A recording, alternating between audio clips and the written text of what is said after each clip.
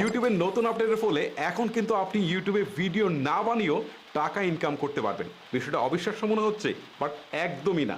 এই সুবিধাটা কিন্তু আমরা প্রথমবার পেয়েছিলাম ফেসবুকে, যেখানে আমরা রিমিক্স করে কিন্তু আমরা বা ডুয়েট করে কিন্তু আমরা টাকা ইনকাম করতে পারছিলাম ফেসবুকে।